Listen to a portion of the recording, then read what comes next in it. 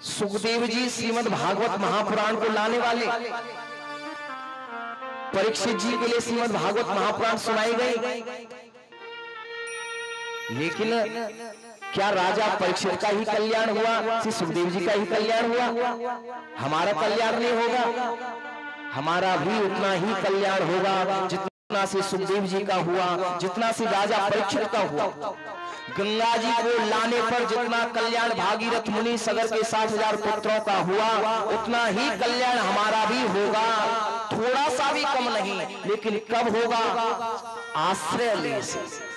वक्ता को भी आश्रय लेना पड़ेगा और श्रोता को भी आश्रय लेना पड़ेगा,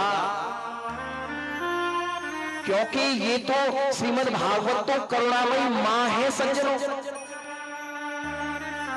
अरे एक नन्हा सा बालक पिता के गोद में मलमूत्र त्याग देता है तो पिता उसे ग्रहण नहीं करता। अरे अरे गंदा कर दिया, मेरे कपड़े गंदे कर दिए, त्याग देता है पिता उसे। फिर कौन उसे संभालता है? उसे मां संभालती है।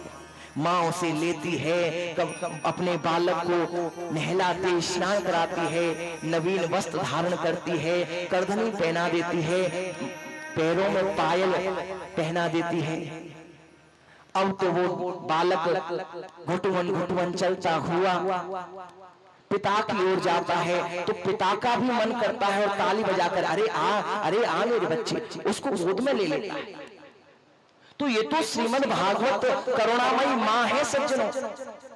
एक बार पिता रूपी भगवान ठाकुर जी हमें काम क्रोध मद लोभ मोह अहंकार इन दूषितों से गंदा देखकर हमें त्याग देते हैं। फिर हमें कौन स्वीकार करता है?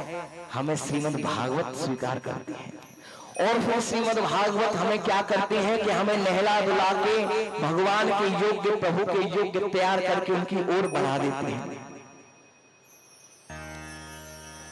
तभी तो श्रीमद् भागवत को गुरु कहा गया है, क्योंकि गुरु का भी यही काम है जो श्रीमद् भागवत कथा करती है। गुरु भी एक मलिन जीव को पवित्र करके भगवान की ओर अग्रसर कर देता है।